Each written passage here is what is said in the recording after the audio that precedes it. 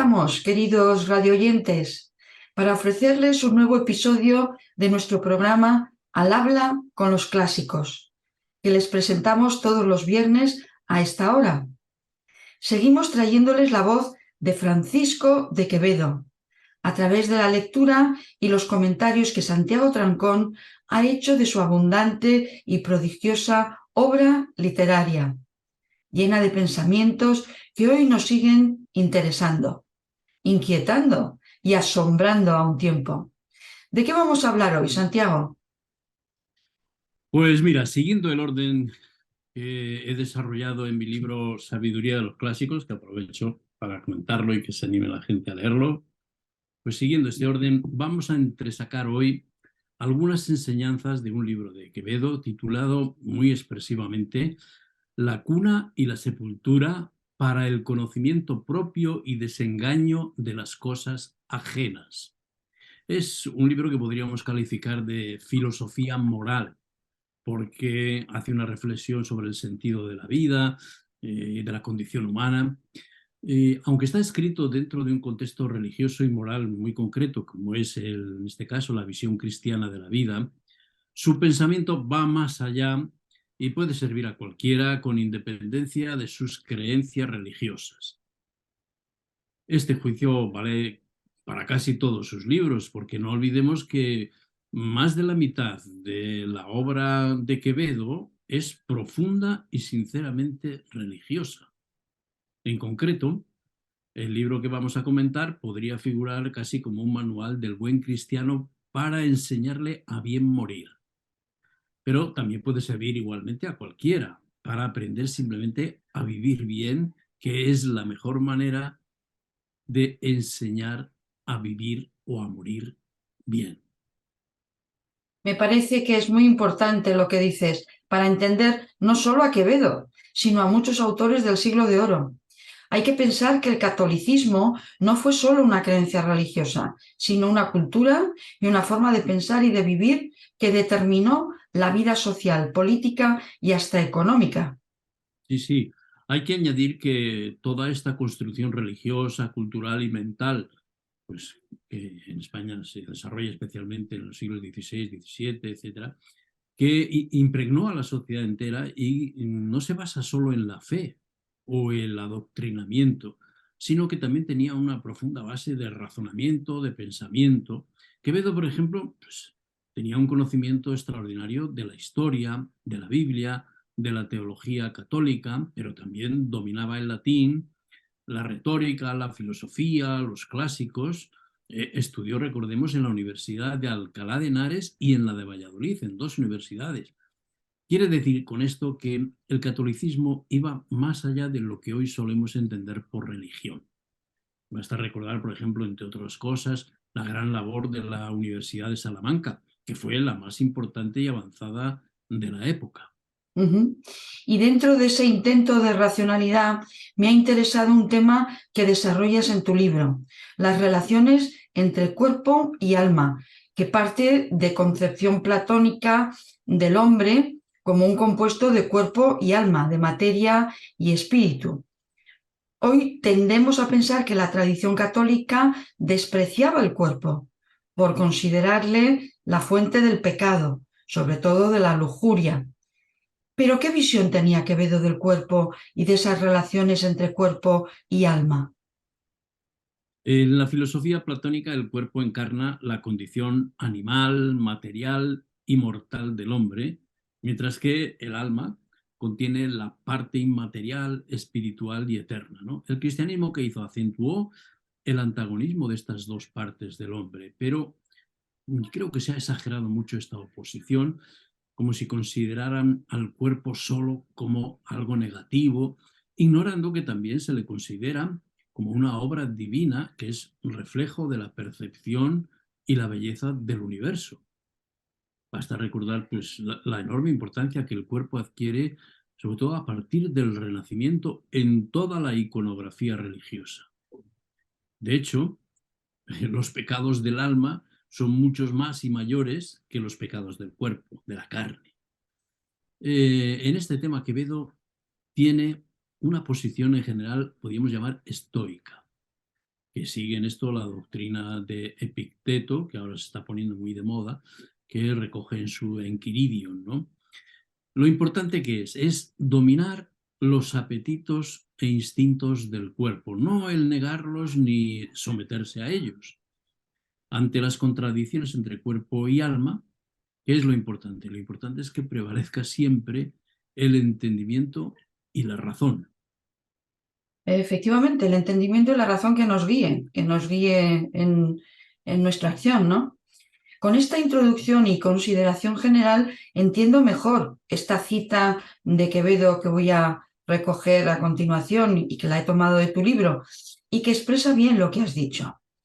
Decía Quevedo: dos cosas traes encargadas, hombre, cuando naces: de la naturaleza la vida y de la razón la buena vida.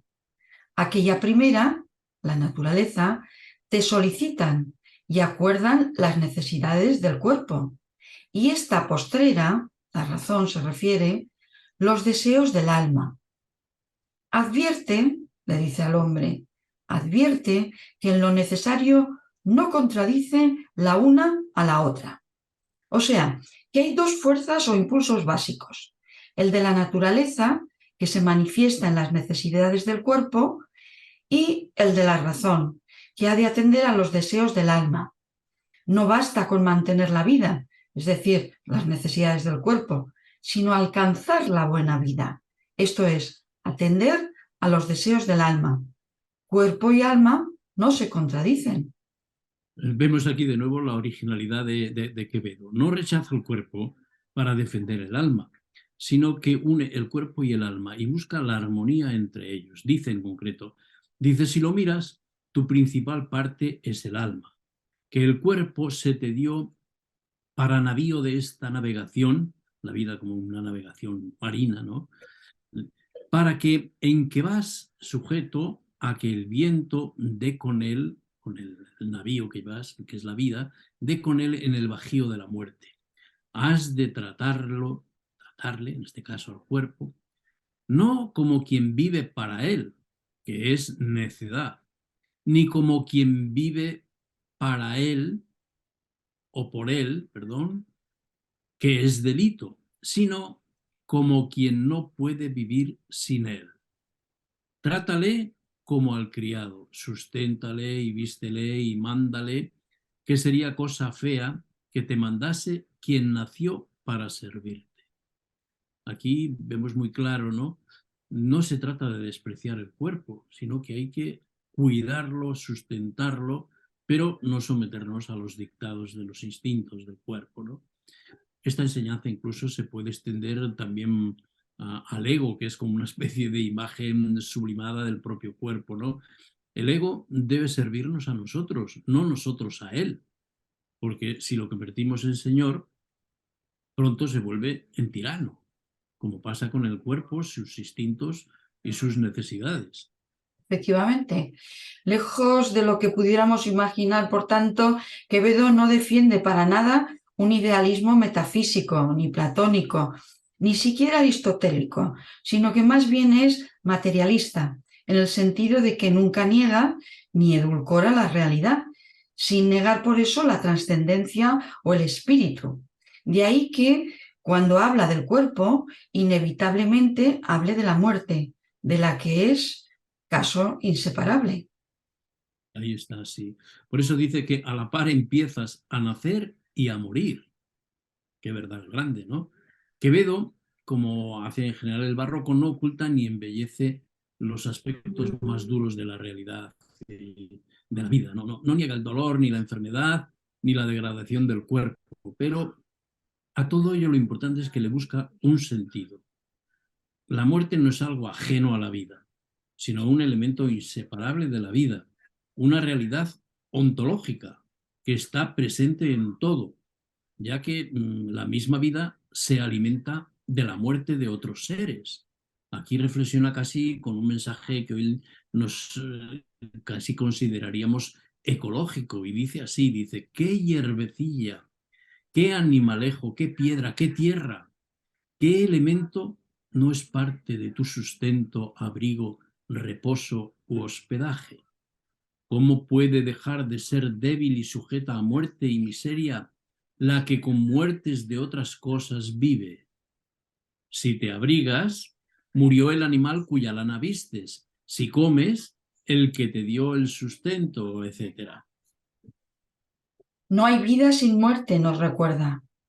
El cuerpo es frágil y débil y hemos de tener conciencia de esa fragilidad. Por eso escribe Quevedo: las mismas cosas saludables te traen muerte. Un airecillo si te coge el cuerpo destemplado. Un jarro de agua si sudas. Recordemos la expresión de algo que nos cae como un jarro de agua. Y sigue Quevedo: el baño, la comida, también te pueden traer muerte si es demasiada. El vino, el movimiento si te cansas, el sueño prolijo. En ninguna cosa tienes segura la salud, pues no puedes dejar de estar enfermo, quien siempre en su misma vida tiene mal de muerte, es decir, que nace con el mal de saber que morirá. Y luego incluso enumera muchos o algunos de los males y peligros que constantemente nos acechan y nos recuerdan la muerte, ¿no? Y que no hemos de cegar los ojos para verlos. Dice, habla de los venenos y cosas que la naturaleza creó contra la vida. Las sierpes, víboras, animales y peces, hierbas y piedras o minerales que, o mordido de ellas o tocado, mueres. E incluso habla de otras muchas desgracias que no pueden sobrevivir, que dice que el decreto del cielo y su providencia permiten, como por ejemplo son la ruina de las casas, los rayos, el fuego repentino, los ladrones, la muerte violenta, los diluvios, las guerras, los castigos, las traiciones. Como vemos, la muerte es para Quevedo una realidad ontológica y omnipresente, no una abstracción metafísica. Es como a veces la solemos considerar, ¿no? Alejándola de nuestra conciencia. No, no.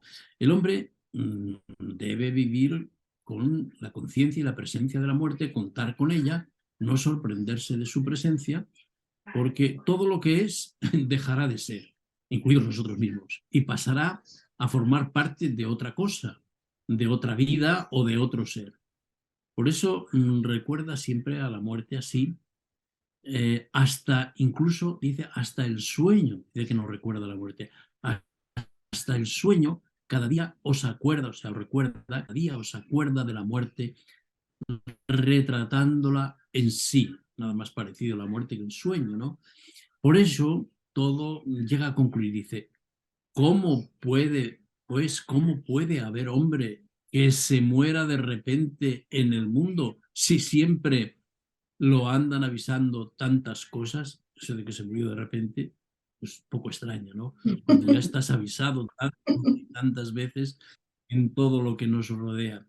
Esta es un poco la visión que Quevedo tiene. Con ironía fina nos lo comunica. Esta actitud ante la muerte seguramente Quevedo la recoge no solo de la tradición bíblica, recordemos a Job, sino del estoicismo, una filosofía que influyó mucho en la doctrina cristiana de la resignación y la aceptación del dolor como una prueba que hemos de pasar para redimir nuestros pecados y merecer el cielo. Pero lo que más nos puede hoy interesar es la importancia que Quevedo y los estoicos le dan a la mente, a las ideas e interpretaciones que hacemos de los hechos desagradables, más que a los hechos en sí mismos. Por eso distinguen bien lo que está en nuestras manos de todo lo demás que no depende de nosotros. Dice Quevedo: cosas que no están en tu mano, no las debías sentir ni quejarte de ellas. Propone, por tanto, el control de nuestros pensamientos para evitar el padecer con preocupaciones, miedos y sentimientos inútiles. Sí, por eso acaba diciendo que el mayor peligro está dentro de nosotros mismos. Dice, ¿qué enemigo tienes mayor de tu vida y quietud que tú? Pues de las cosas ajenas te congojas. Si otro anda despacio, te enfadas. Si habla mucho, te enojas. Si le suceden desdichas, te deshaces en lástima. Si tiene prosperidad, te carcomes con envidia. Si te dicen una mala palabra o te dan un golpe, te afrentas, haces. Y no teniendo tu culpa de que el otro sea desvergonzado, si no te puedes vengar, te mueres de coraje. En verdad, cuánta energía perdemos temiendo y dándole vueltas a cosas que no están en nuestra mano, que ni nos afectan ni nos importan y que solo nos influyen porque las metemos dentro de nosotros mismos. Como dice Quevedo con este aforismo, necedad es temer lo forzoso, lo que está por suceder o ha sucedido. Esto no es predicar la pasividad, sino la impasibilidad, el permanecer dueños de nuestro miedo, aceptando que solo podemos cambiar aquello que depende de nosotros, no de los demás. Así es, lo que dices incluso nos ayuda a entender mejor estas palabras de Quevedo. Dice, acaba de persuadirte a que dentro de ti mismo tienes que hacer tanto que aun por larga que sea tu vida, te faltará tiempo, y que no puedes saber nada para ti si no fuere lo que aprendieres del desengaño y la verdad, y que entonces empezarás a ser sabio cuando no temieres las miserias ni codiciares las honras. Invitarnos a ver dentro de nosotros mismos pues esas preocupaciones inútiles, esas obsesiones, y que el trabajo está dentro, el trabajo interior. Es un pensamiento avalado, ¿no? Por hoy, pues toda la concepción psicológica de lo que es el mundo interior, ¿no? El inconsciente, nuestro modo de reaccionar, los automatismos, y de ahí que ponga Quevedo ya en ese momento que todo está dentro de ti y que no tendrás tiempo en esta vida casi para poder hacer tanto que debes hacer dentro de ti mismo. Y el propósito más importante de nuestra vida es el ser cada día conscientes de nosotros mismos, de lo que sucede dentro de nosotros mismos para eliminar el miedo, la preocupación, la pérdida inútil de energía, ¿no? Y que somos nosotros con nuestra voluntad quienes introducimos dentro de nosotros mismos y de nuestro pensamiento. Si nosotros rechazáramos ese pensamiento, no tomaría posesión de nuestro cuerpo, nuestras preocupaciones, nuestras neurosis, etc. Pudieran parecer pesimistas todas estas consideraciones de Quevedo, pero no hemos de sacar esta conclusión. Quevedo, al hablarnos de la muerte o de las miserias de la vida, nos está hablando al mismo tiempo de lo contrario, del nacimiento, la resurrección, la grandeza y la belleza de todo. Dice Quevedo, toda la habilidad de la naturaleza consiste en solas resurrecciones, y no hay cosa que sea que no resucite de la corrupción y la muerte de otra. Pues sí, está muy bien lo que dices porque que no nos quedemos en una visión puramente negativa, nada de pesimismo existencial, ¿no? La vida es un constante renacer. Y además, para el creyente, como en el caso de Quevedo, existe también la otra vida. Cada uno puede imaginar ese más allá como quiera, ¿no? Para ello puede echar mano de la fe o incluso de la física cuántica, ¿no? Lo que sí podemos comprobar es la coherencia del pensamiento de Quevedo. Pues por un lado, es profundamente realista, como hemos visto, pero por otro lado, fundamenta su fe en razonamientos lógicos. A mí me ha sorprendido un concepto que introduce en un momento, que es el concepto de cuerpo espiritual. Esto es un oxímoron, ¿no? Que tiene casi resonancias alquímicas, ¿no? La materia transforma en otra cosa, ¿no? Dice, yo creo en la inmortalidad del alma y la vida perdurable. Siémbrase cuerpo animal y resucita cuerpo espiritual.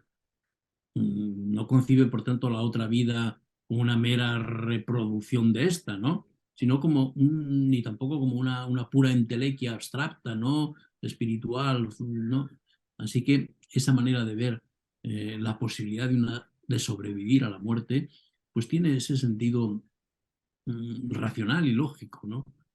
Cuerpo espiritual me gusta mucho porque efectivamente no somos meramente cuerpo, somos un ente especial porque tenemos conocimiento y eso que conocemos como espíritu forma parte de nuestro propio cuerpo. Ujú. Y dice Quevedo, que trates modestamente a tu cuerpo, te aconsejo, porque con el cuerpo resucitarás en el juicio. Y como argumento contra los que piensen que esto no puede ser, razona de este modo. Dime tu propio a mí, ¿a dónde estabas ahora 100 años? Imagina de cuál pequeñez, de cuán vil sustancia en tanta grandeza de estatura y en tanta dignidad de belleza has crecido. Después de esto, ¿quién pudo lo que no era producirlo para que fuese algo? Lo que ya es cuando cayere. ¿No lo podrá restituir para que vuelva a ser? ¿Ves tantos árboles cuantos meses están sin flor, hojas ni fruto, que pasado el invierno reviven como la propia muerte? ¿Y podrás dudar que nosotros resucitaremos más fácilmente? Como vemos, Quevedo no apela solo a la fe, y menos a la fe ciega, ¿no? Sino que trata de explicar la posibilidad del más allá aplicando cierta racionalidad, ¿no? Para ello nos invita a pensar en el misterio mismo de la vida, empezando por nuestra propia existencia, ¿no? El misterio de nuestra propia existencia, ¿no? Que surge, pues, casi de la nada, ¿no? Es un fenómeno que vemos, además, constantemente en la naturaleza, ese renacer, ese surgir de la nada. Hoy somos, pero ayer pues no éramos nada. Es nuestro propio ser y sobre todo nuestra propia conciencia lo que nunca podremos explicar ni comprender. Y a eso apela Quevedo. El mismo Quevedo recoge esta perplejidad, ¿no? Que está nacida de nuestra propia limitación para comprender muchas cosas que son puro misterio. Hay cosas que podemos saber y conocer, efectivamente, ahí está la ciencia, pero hay un límite. Frente a ello está todo lo que no podemos conocer y lo que nunca podremos comprender. Hay que aceptar que eso existe también por nuestra propia condición. Y eso nos da también una visión del mundo un poco distinta. Por eso dice Quevedo, y esto me parece muy, muy actual, dice, por más que te fatigues en entender los secretos del cielo, no has de saber más de lo que tú inventares y soñares, disponiendo las cosas para entenderlas y nunca las entenderás como están dispuestas por más que estudies. Un pensamiento totalmente moderno, muy acorde con lo que nos dice hoy la ciencia más avanzada y el concepto y el marco de la complejidad de las cosas, ¿no? Que por mucho que intentemos nunca las vamos a abarcar todas, por mucho empeño que pongamos. Así es. Además, esta idea de que sabrás lo que tú ya pones, lo que tú inventas, lo que tú sueñas, ¿no? Esto pues recuerda un poco el principio de incertidumbre de Heisenberg, padre de la física cuántica, ¿no? Dice cómo el observador puede y construye, de hecho, en cierto modo, lo observado. Y esto es un poco lo que nos induce en su razonamiento Quevedo. Efectivamente, el observador puede cambiar la interpretación del objeto que se observa, añadir, quitar, modificar. Efectivamente, las cosas están ahí, pero luego es el observador quien quita o pone virtud o no. Pues aquí lo dejamos hasta nuestra cita de la próxima semana. Les esperamos aquí en Es Radio Alicante con el deseo de haberles entretenido provechosamente con las sabias palabras de nuestro ilustre invitado, don Francisco de Quevedo. Aunque como ven, esto no es ni el Club de la Comedia ni Sálvame. Es algo que el buen hacer de don Santiago Trancón nos ha traído. Es un Gracias, lujo. Gracias, Santiago. muchas gracias.